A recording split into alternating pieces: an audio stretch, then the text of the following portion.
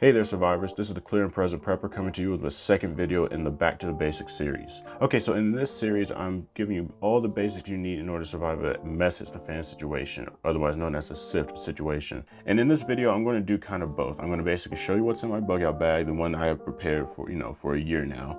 And then, kind of test it out. I'm going to show you me doing everything, me preparing my meals, setting up my bed, actually going to sleep. And then I'll give you some of my thoughts after, everything. Things that I liked or didn't like, things I would do differently, just to kind of, tell you what works and what doesn't, you know what I mean? In the video, you will see me use like one item that I found in my backyard. And I'll explain that in my closing thoughts, why I did it. So yeah, without further ado, let's go ahead and dive right on in and see what happened. Okay, so in this front pocket, I have some of my essentials here. I have, pockets reserved for, items I consider most essential. Like I consider this my tool pocket right here. So I carry everything from, let's look in here. Yeah, my duct tape, screwdriver here in a bag right here. Carry my solar powered battery charger for my phone. I think this is something that's very important to have on the go. Here I have some, nitrile gloves. This technically should be included in my first aid kit, but just kind of ran out of space in there, so I thought I'd just put it in the pocket in the bag. Easy to get, easy to have on hand and ready. So yeah, this is some freeze-dried foods here. Got my lunch / dinner, and then here's my my breakfast. Here's basic pocket knife. I think it's very good to have. This is my regular actual crafting knife that I would use in the actual wild. The reason being is because it's serrated here. It's good for striking magnesium lighters and stuff like that. It's just an all-around good multi-purpose knife here. So yeah, there's that. I have my toiletries, toothbrush, toothpaste. Let's see what we got here. My radio. So this is my emergency radio. It's a little on the cheap side. It was about $10. It's a Kaido. I'm sure I'm pronouncing that right. It's good. It's a basic FM, AM, not shortwave. Basic FM, AM radio that I got off of Amazon for about $10. So it's not great, but it gets the job done. If I'm trying to if I'm out in the woods and I need to get caught up on news and stuff like that, then this will be a good thing to have. Yeah, so, or if I'm not picking up anything, then hey, there you go. I already know what's going on. Apparently some major event's gone down. Here's my fire starting kit. In this bag, I have, all-weather, waterproof storm matches. Very good. Waterproof. That's a go. That's a plus. Magnesium striker, a magnesium fire starter, very effective. As you can see, I used it a little bit. I've seen people use knives or the blade that comes with it, and personally, I wasn't a big fan of it. It wasn't as effective to me. Maybe because it was just too small, but I bought and kept. I think this is like a credit card multi-tool thing. It's a little old because it was supposed to have like a ruler thing that runs along this end right here, but yeah, obviously it's no longer there, so it's a little bit worn. I think you can pop open beer caps and stuff like that, but I use it mostly just to kind of strike the lighter here and scratch off magnesium. To me that's what it's best for, so I just felt necessary to include it in the pack itself. And then let's see what else we got here. There's a blade for the striker, but here we have a lighter, regular big lighter you can pick up anywhere. I mean, your nearest local gas station, Walmart, just name it. And here's some tinder. in a separate bag. You know, I kind of keep this largely in case I don't have any sticks or whatnot on hand, or grass, dry grass, so it's good. It's just like a Subway napkin. Believe it or not, I discovered that McDonald's takeout bags are actually perfect. It's perfect tender for, you know, magnesium lighter, so that's just a note there. All right, so this is my water filtration system. So as you can see in this bag, I have my Sawyer mini water filter. This is amazing because it comes with, you know, a little pouch where I can fill this up with, you know, contaminated creek water, lake water, whatever you want, and you know, I can just screw it onto here, and it acts as, you know, kind of like a miniature gravity fed system. It's really good. I highly recommend if you want to build yourself a bug out bag, or just any kind of go bag in general, you know, use this. I mean, this is rated to filter up to 100,000 gallons. So yeah, you're not going through any of this. Like, you're not going through this filter anytime soon. So yeah. And then other things I have in this are iodine water purifier tablets. These caps, I think, let's see, this one is the actual iodine. I think this is a neutralizing agent here. Basically, it takes away the chemical iodine taste out of the water once you purify it. So I think it takes like 30 minutes each to actually fully dissolve and be, you know, do its thing. So, you know, you use this in about an hour, you have clean drinkable water. So yeah, that's a plus. Let's see, I'll put this back in the bag. And if you haven't already noticed, I keep a lot of my stuff in plastic bags, largely to keep it, make it water resistant. You know, the last thing you really need is any of the stuff getting wet. Probably need to get, you know, a bag, Ziploc bag for my battery charge, because I don't want that to get wet on me. Let's see what else we got here. Just like a basic pen, you know, heck, want to write some notes down, why not? Let's see what else we got here. Oh yeah, in this pocket here, largely because I want it accessible, is my first aid kit. So this first aid kit I bought at Academy Sports for roughly about I think it's anywhere from 10 to 20. I'll check up on that and put the price on the screen for you, just so you can have a immediate reference point. But it came with, you know, basic band-aids, you know, things you can use to treat sprains, you know, minor cuts and stuff. It does come with bandages, like gauze pads, so in case you have any not minor cuts you want to treat and all that. I've also expanded on it to include more trauma pack stuff, or to treat trauma, you know, more serious injuries. But it's a pretty basic kit. This is your starter kit. So this is something that, you know, you use to, you know, treat basic wounds. You know, you don't want to use this just this solely as your first aid kit. That being said,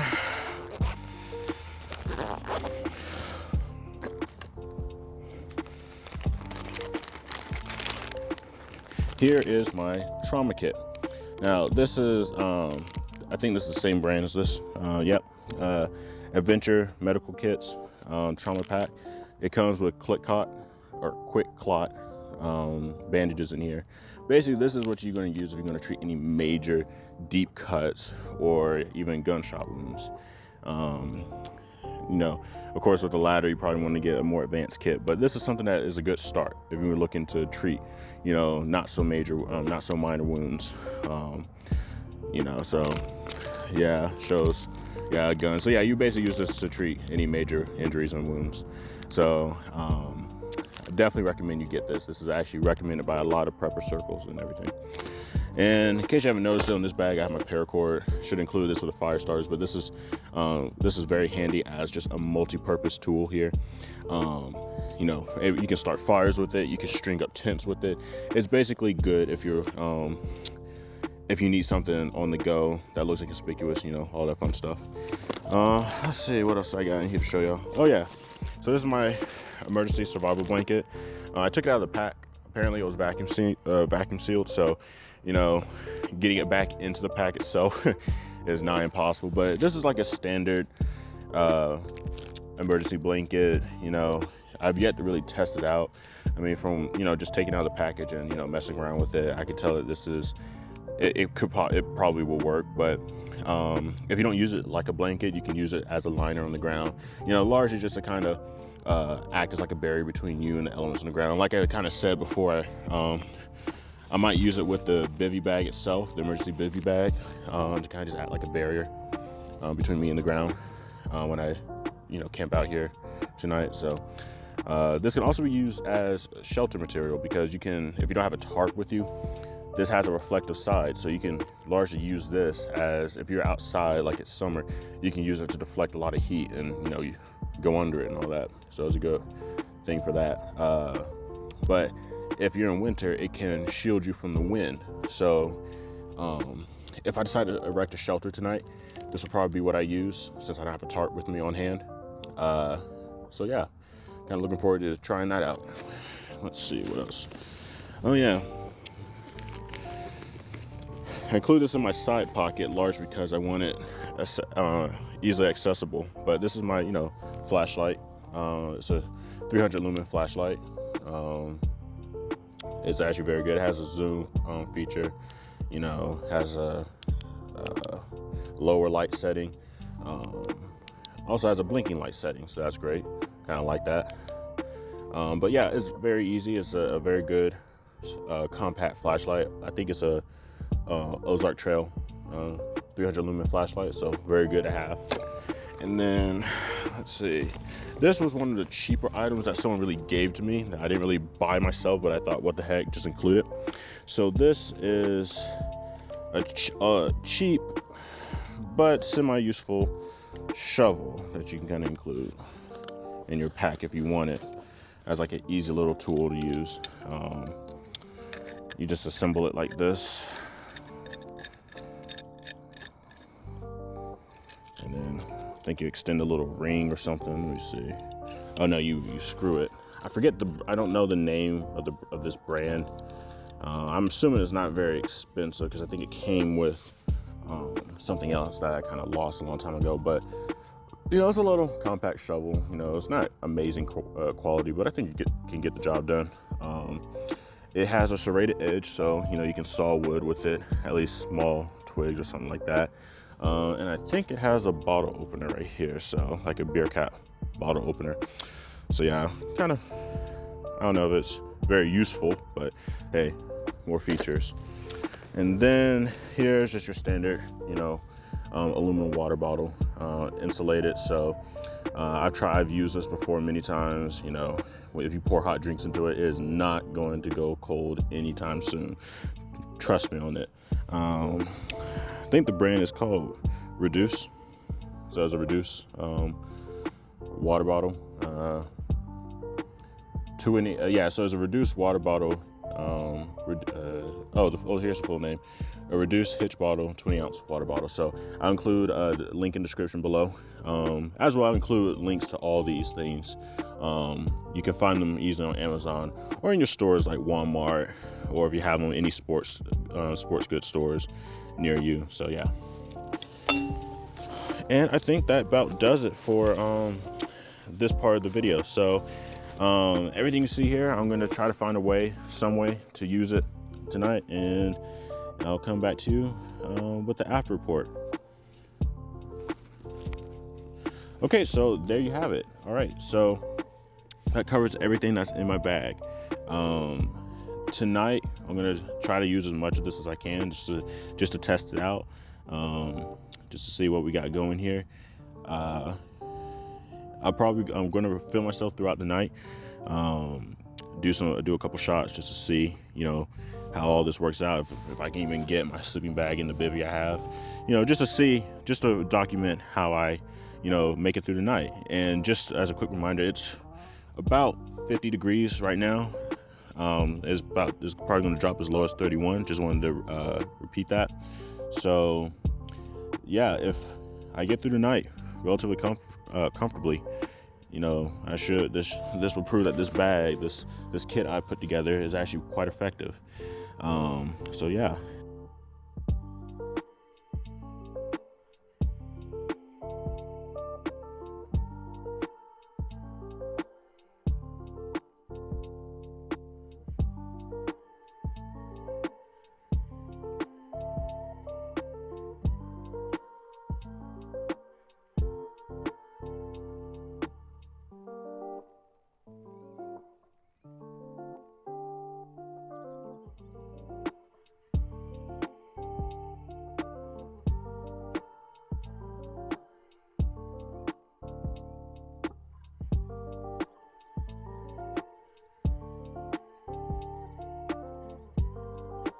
I may put this in a voiceover, but the only immediate thing you can say, critique I would say, at least for my bag, is I might invest in, a fueled stove, using like fuel tablets. The only thing about a wood burning stove is that it takes a little too long for my liking to get the water boiling. And where I had the water, it wasn't exactly a rolling boil. It was getting there, but it wasn't, it wasn't boiling as fast as I liked it to.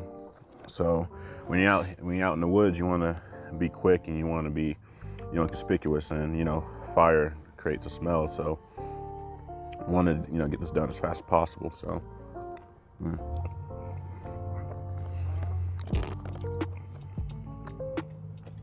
So, I don't know, it's not a bad stove. As for the cup, I don't know if you can see this on the camera, but this apparently has a lot of paint on it, or some kind of varnish, or something that turns it, this golden copper color. Excuse me, I had to sneeze. So obviously when the fire hit it, it started burning and started sizzling, and honestly it was melting, I think. And so I think that was kind of hampering my fire a little bit. So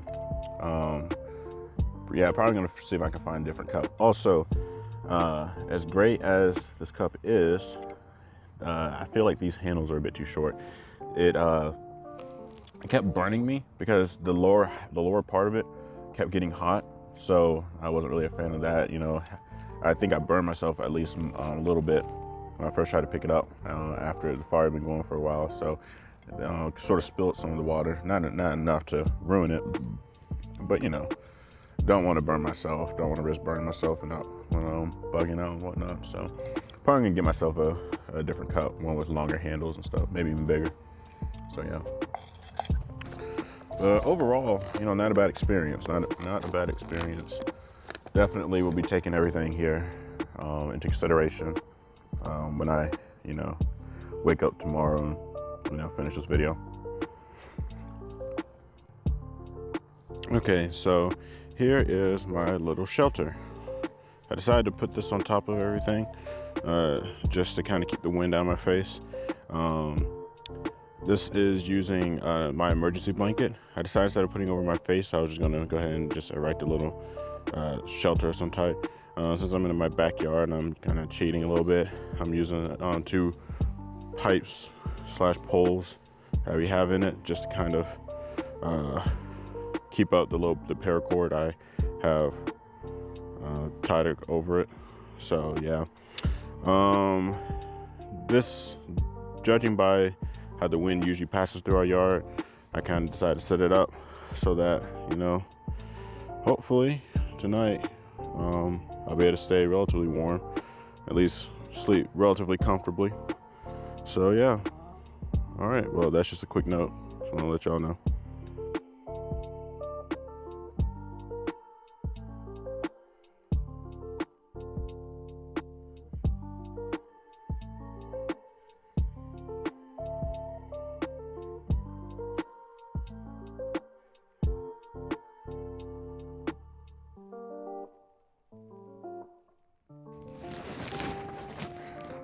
Okay, so it's about 10 o'clock at night. The current temperature is about 40 degrees. So, I mean, it's kind of chilly, but it's relatively manageable. So yeah, I feel relatively fine. So this is just kind of me checking in just to see how I feel. I'm gonna try to go to sleep within the next few hours. Catch y'all later.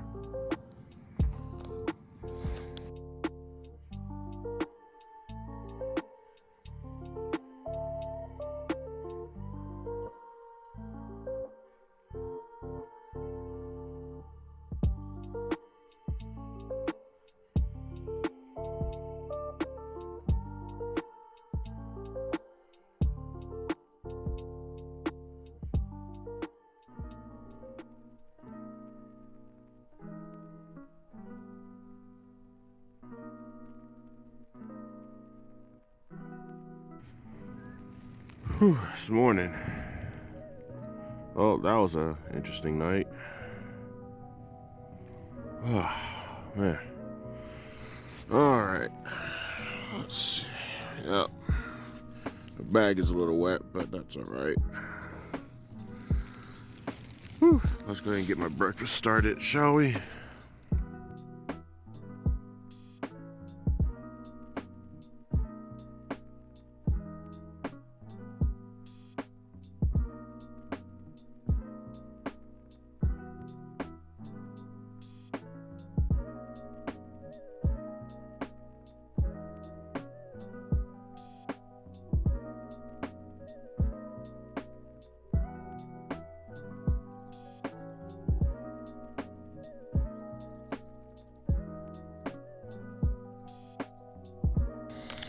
Okay, it's ready. Let's go ahead and open this up and see what she tastes like.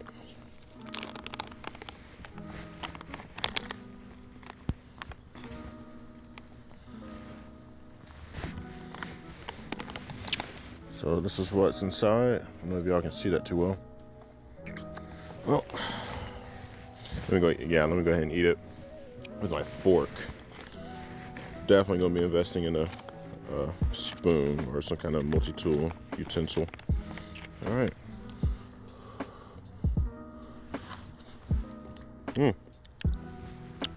Not bad.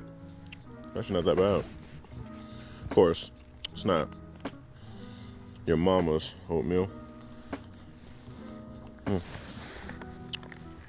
It is rather smooth. The creaminess is pretty decent.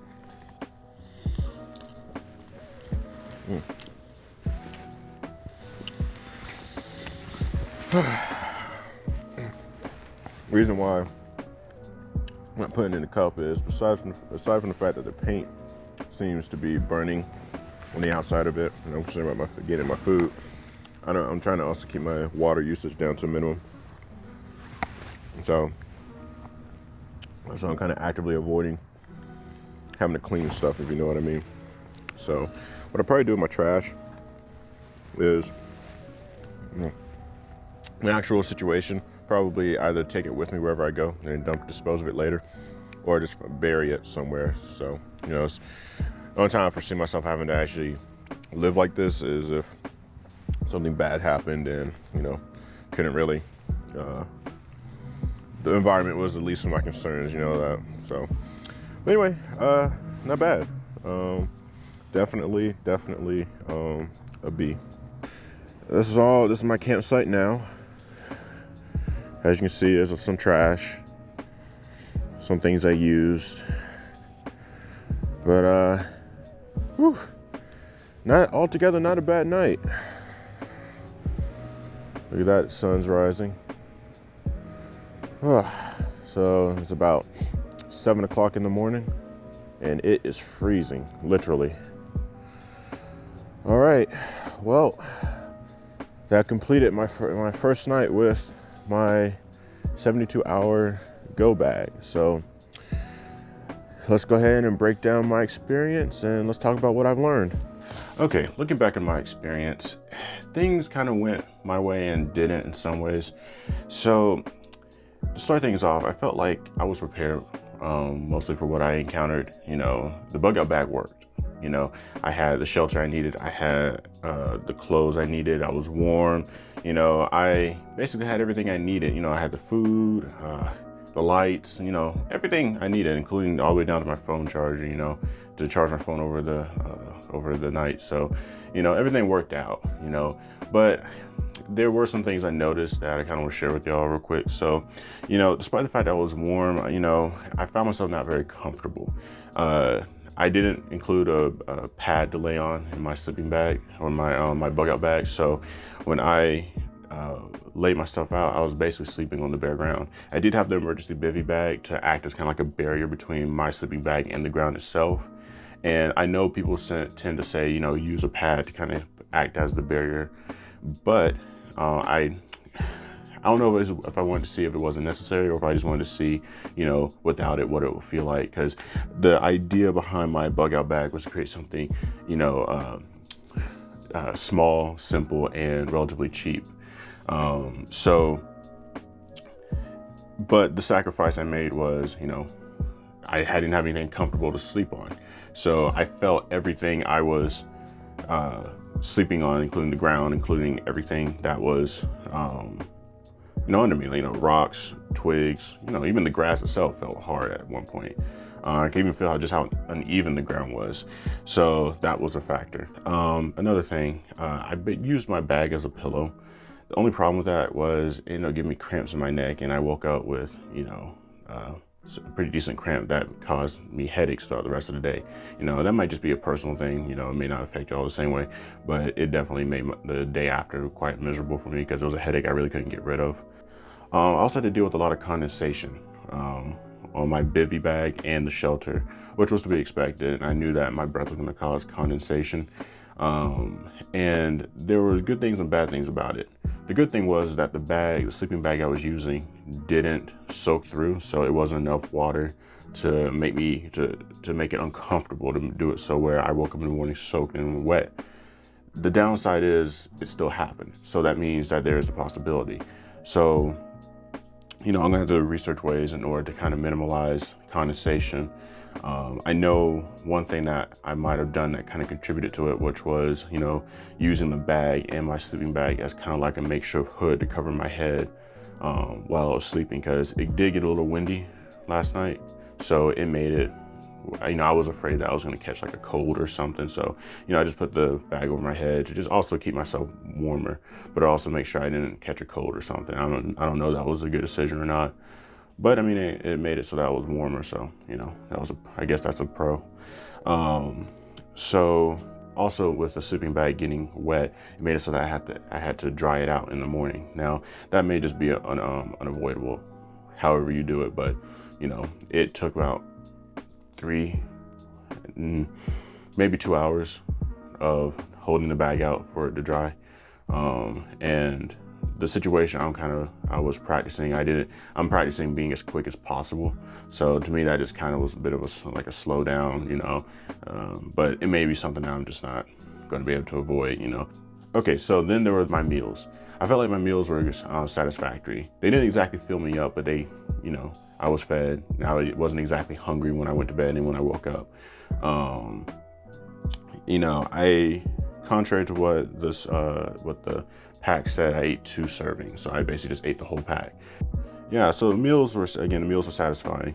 I think if I wanted to, one thing I should have included was some granola bars or snacks to go with it, because the meal, though is a good entree, is not exactly like I said, it's not filling, but it's also not covering everything you would need in a meal. So that's something that I think I will want to do different next time. Also, the aluminum cup I used was okay. It did the job, though I had a little concern with the actual paint that was on it. So I kind of knew it when I bought it, but the cup has paint on the outside, I don't know, to give it a bit of a copper look.